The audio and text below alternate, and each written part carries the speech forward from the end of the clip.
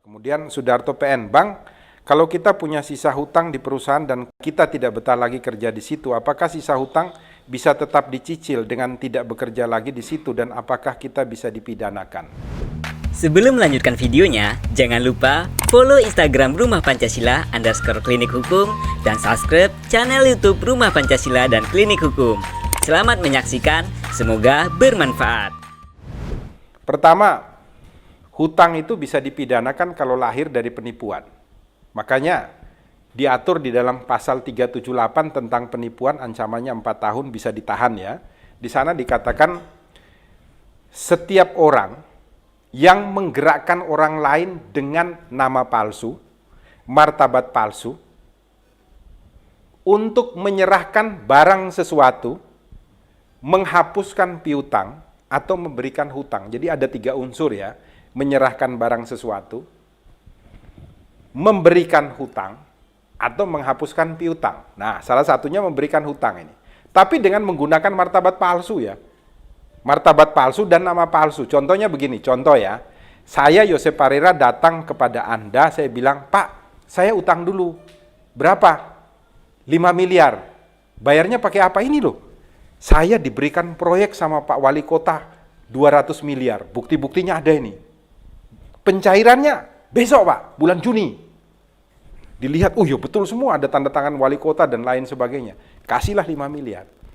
Ternyata bulan Juni saya tidak bayar, dicek. Waduh, berkas yang saya buat itu semuanya palsu atau tidak benar. Nah ini penipuan dengan menggunakan nama palsu dan martabat palsu. Maka Yosep Parera kena pasal 378, ancamannya 4 tahun penjara. Nah, Anda waktu hutangnya ini pakai nama palsu, martabat palsu tidak. Kalau tidak masuk dalam ketentuan 378 penipuan.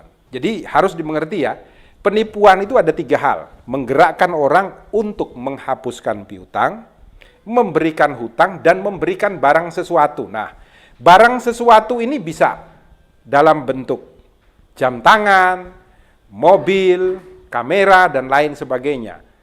Kemudian ditanya bisa dicicil enggak? Nah ini orang kadang keliru gitu loh. Dikiranya hukum perdata itu adalah mencicil. Tidak. Anda bisa baca, saya lupa ya pasalnya di dalam KUH Perdata dikatakan begini.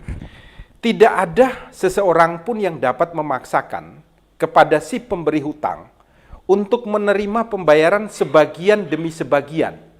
Sekalipun hutang yang diterimanya itu adalah sebagian demi sebagian. Jadi dalam pengertian ketentuan pasal di dalam KUHP tersebut memberikan pengertian bahwa Anda utang, bayarnya ya harus tunai dan seketika. Makanya tidak ada putusan pengadilan yang menyatakan Anda cicil 5 kali, Anda cicil 10 kali. Tidak.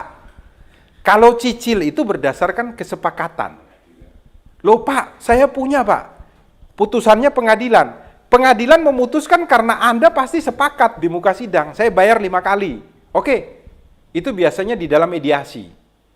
Di dalam mediasi ada mediatornya, kemudian disepakati, oke, nyicil ya 5 kali, diperintahkan, Anda buat.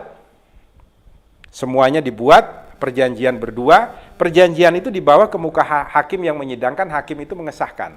Putusannya dicicil selama 5 kali. Karena kesepakatan berdua.